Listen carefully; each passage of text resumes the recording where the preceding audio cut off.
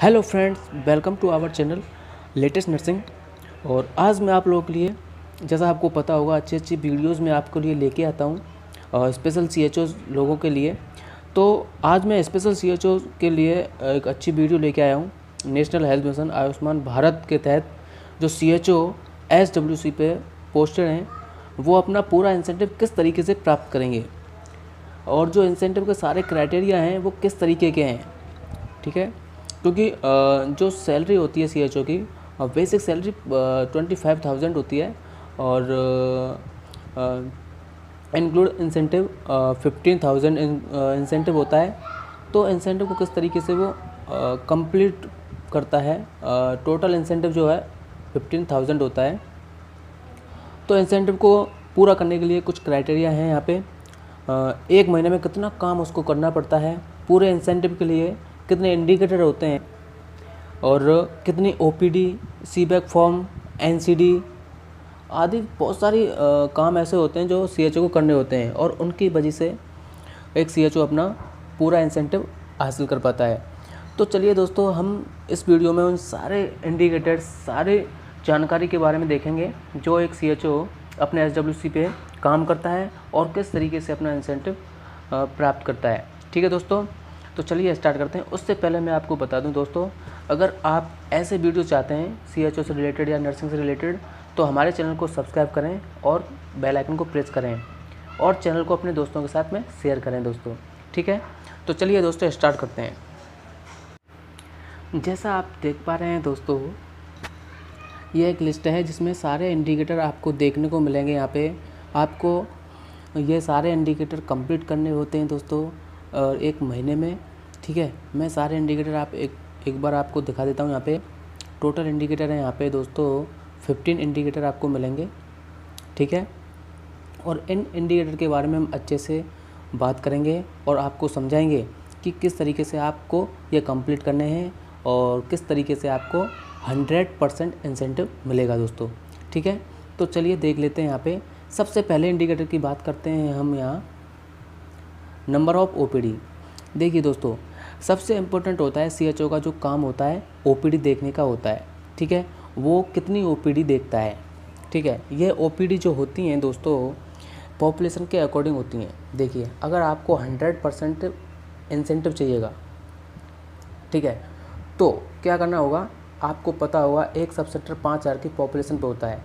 तो 5,000 की पॉपुलेशन के अकॉर्डिंग यहाँ पे एक महीने में 400 ओपीडी रखी हैं। जैसे अगर किसी सब सेंटर की, किसी एसडब्ल्यूसी की पॉपुलेशन 5,000 है, तो उस कम्युनिटी हेल्थ ऑफिसर को 400 ओपीडी पर मंथ करनी होंगी, तब जाके उसको 100% इंसेंटिव मिलेगा। ठीक है, अगर 3,000 पॉपुलेशन है तो यानी कि 240 पर मंथ ओपीडी उसको करनी होगी। कुल मिला के यहाँ पे जो 1,000 की पॉपुलेशन होती है दोस्तों, उस हिसाब से एक कम्युनिटी हेल्थ ऑफिसर को 80 ओपीडी करनी होती हैं। ठीक है, तो आप अपनी पॉपुलेशन के अकॉर्डिंग कर सकते हो। जैसे अगर आपकी पॉपुलेशन इससे भी ज़्यादा है तो 1,000 पॉपुलेशन में 80 करनी है, तो कितनी भी हज़ार हों उसके हिसाब को आपको ओपीडी करनी होंगी। ठीक है, तो इसकी वजह से आपको पूरा इंसेंटिव मिलेगा। और अगर आपको 75% इंसेंटिव मिलेगा, देखिए अगर आपकी ओपीडी 5,000 की पॉपुलेशन है, अगर आपकी ओपीडी 300 रह जाती है दोस्तों, तो आपको 75 इंसेंटिव मिलेगा। या आपकी जो पॉपुलेशन है 3,000 है और 180 तक आपने कर दी, तब भी आपको 75% इंसेंटिव मिल जाएगा। यानी कि 1,000 की कंडीशन पे 60 ओपीडी भी अगर आप कर देते हो तो आपको 75 इंसेंटिव मिल सकता है। अगर इससे नीचे आप करते हो दोस्तों, यानी कि इससे नीचे अगर आपकी ओपीडी पाई जाएंगी तो आपको इंसेंटिव मिलने का चांस नहीं है, यानी कि आपके 1,000 रुपये यहाँ पे कैंसिल हो जाएंगे। ठीक है दोस्तों, अब हम बात करते हैं नेक्स्ट इंडिकेटर की। नंबर 2 पे इंडिकेटर है दोस्तों proportion of estimated pregnancy register, यानी कि जो एक महीने में आपने प्रेगनेंसी, आपके यहाँ पे जितनी महिला प्रेग्नेंट हैं, उन प्रेग्नेंट महिलाओं को रजिस्टर करना, कितनी महिलाओं को आपने रजिस्टर्ड किया है। देखिए मैं आपको यहाँ पे बता देता हूँ। अगर आपको इस इंडिकेटर का 100% इंसेंटिव चाहिए तो लगभग 80% ऑफ एस्टिमेटेड प्रेगनेंसी रजिस्टर्ड, यानी कि जैसे आप मान लीजिए आपके यहाँ पे 10 महिला प्रेग्नेंट हैं, उनमें से 80%, कम से कम 80% यानी कि 8 महिलाएं रजिस्टर होनी चाहिए। अगर आपने 10 में से 8 महिलाएं प्रेग्नेंट महिलाएं रजिस्टर कर दी हैं तो आपको 100% इंसेंटिव मिलेगा। अगर आपने 6 महिलाओं को रजिस्टर्ड किया है, प्रेग्नेंट महिलाओं को रजिस्टर किया है, तो आपको यहाँ पे 75% इंसेंटिव मिलेगा। ठीक है, तो ये बात हो गई प्रेगनेंसी रजिस्टर्ड की।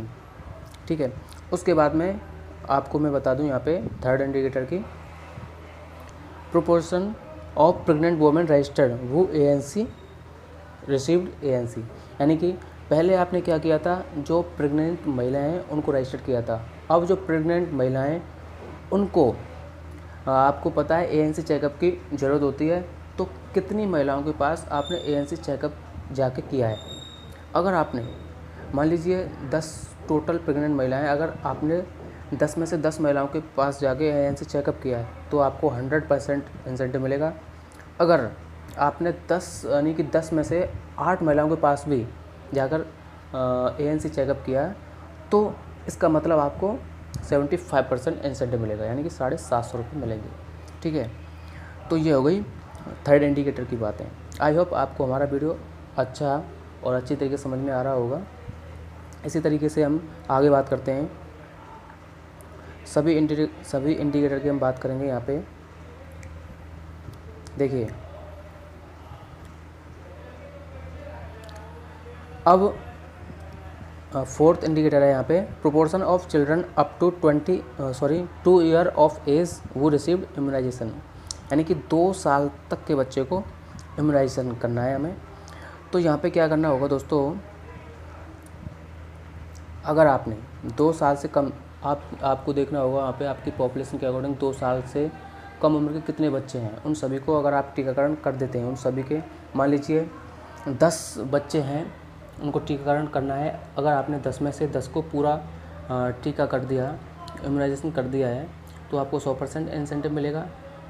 अगर उनमें से 10 में से 9 बच्चों को भी अगर कर दिया तो 75%। अगर 9 से कम किया है, अगर 8 बच्चों को भी आपने किया है तो आपको कोई इंसेंटिव नहीं मिलेगा वहाँ पे। ठीक है दोस्तों, अब बात करते हैं 5 इंडिकेटर की। 5 इंडिकेटर क्या कहता है दोस्तों, यहाँ पे है proportion of newborn who received HbNC का मतलब होता है दोस्तों human based newborn care visit. तो क्या होता है दोस्तों, गांव में जो न्यूबॉर्न बॉर्न होते हैं, जन्म लिया जाता है उनके द्वारा, तो उनको देखना होता है, यानी कि होम बेस्ड न्यूबॉर्न केयर का मतलब यही होता है कि घर पे जाके उनको किस तरीके से सेवा देनी है। तो इस कंडीशंस में जो CHO होते हैं, आशा और ANM से बोलते हैं या उनसे कि उनको जिस घर में बच्चा पैदा हुआ है उस घर में जाना होता है और उनको केयर दिलवाना होता है। अगर आपने मान लीजिए 10 बच्चे पैदा हुए हैं तो उन 10 बच्चों में से 10 बच्चों को home based newborn care visit मिल जाता है तो आपको 100% इंसेंटिव मिलेगा। अगर 8 बच्चों तक भी जो HbNC विजिट मिल जाते हैं तो उनको 75% इंसेंटिव मिलेगा। अगर आपने 8 बच्चों से कम विजिट किया है, HbNC किया है, तो आपको वहाँ पे कोई भी इंसेंटिव मिलने की कंडीशन नहीं होगी। समझ रहे हो? तो ये बात हो गई 5th इंडिकेटर की। नेक्स्ट बात करते हैं proportion of above 30 year individual screen for hypertension. जी हाँ, ये काफ़ी इंपॉर्टेंट इंडिकेटर है दोस्तों, यहाँ पे आप अच्छे से देख लें इसको और समझ भी लें। इसमें क्या होता है, जो आपकी पॉपुलेशन है उसमें आपको देखने होंगे कि 30 साल से ऊपर कितने लोग हैं। ठीक है, अगर आपकी पॉपुलेशन 5000 है तो उसमें 5000 पॉपुलेशन, देखिए मैं आपको समझाता हूँ। यहाँ पे 120 individual over 30 year of age per 5,000 population and 74 individual over 30 year age per 3000 population screen for, यानी कि अगर आपकी 5000 पॉपुलेशन है तो आपको कितने लोगों की स्क्रीनिंग करनी होगी जो कि 30 साल से ऊपर हैं, 120 लोगों की। ठीक है, तब जाके आपको पूरा इंसेंटिव मिलेगा। अगर आपकी पॉपुलेशन 3000 है तो आपको 74 लोगों का स्क्रीनिंग करना होगा जो कि 30 साल से ऊपर है। इसकी कंडीशन क्या होती है, देखिए, estimated to achieve 80% screening of individual over 30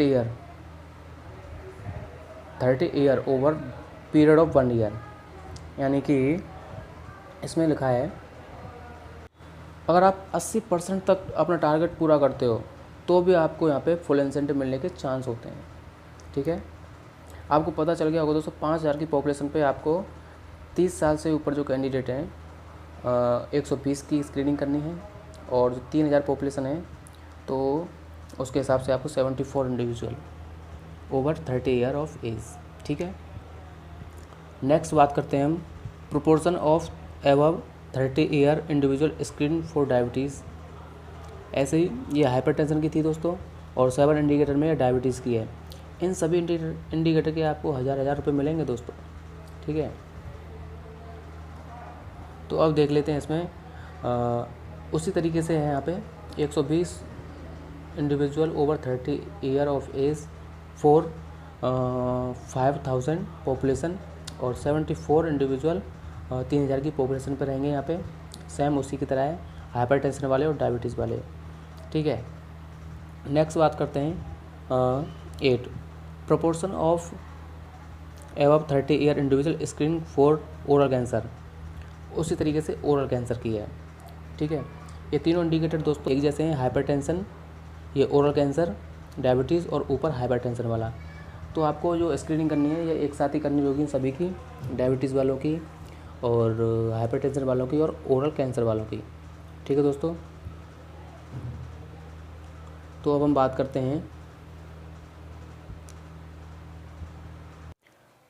करते हैं दोस्तों यानी कि 9 इंडिकेटर की proportion of patient of STN on treatment. यानी कि जितने लोगों की आपने स्क्रीनिंग की है, जैसे हाइपरटेंशन है, डायबिटीज़ है, अब उनके ट्रीटमेंट को लेकर यहाँ पे देखा जाएगा। तो आपने कितने लोगों का ट्रीटमेंट किया है। देखिए, अगर आपने 50% of patient who receive treatment, अगर आप उनमें से, जैसे मान लीजिए 10 लोग हैं, आपने 50 लोगों की स्क्रीनिंग की है, उनमें से 10 लोग ऐसे हैं जो हाइपरटेंशन है उनको और डायबिटीज़ है, तो 10 लोगों में से अगर आपने 50% of patient who receive treatment, अगर 5 लोग भी ट्रीटमेंट ले रहे हैं आपसे, तो आपको यहाँ पे पूरा इंसेंटिव मिलेगा। उसके बाद में 30% of patient who receive treatment, यानी कि अगर 10 में से 3 लोग भी ट्रीटमेंट ले रहे हैं तो आपको यहाँ पे 75% इंसेंटिव मिलेगा। ठीक है, नेक्स्ट बात करते हैं यहाँ पे 10 इंडिकेटर की proportion of patient of diabetes on treatment.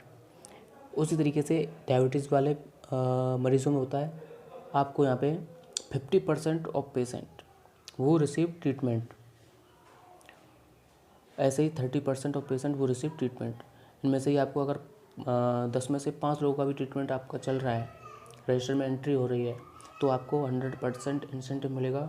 और 3 लोगों को भी अगर आप ट्रीटमेंट कर रहे हो तो वहाँ पे भी उस कंडीशन में भी आपको 75% मिलेगा। अगर इससे कम अगर आप कर रहे हो तो आपको इंसेंटिव नहीं दिया जाएगा। और हम यहाँ पे बात करने वाले हैं 11 इंडिकेटर।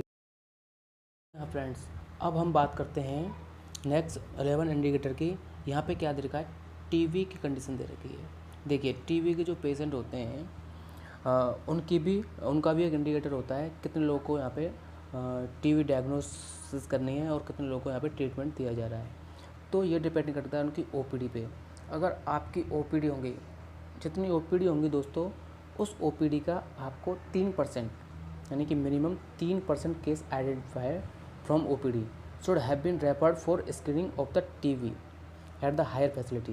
यानी कि उन ओपीडी में से आपको ओनली 3% लोग टीबी की जांच के लिए, स्क्रीनिंग के लिए आपको रेफ़र करने पड़ेंगे पीएससी पे।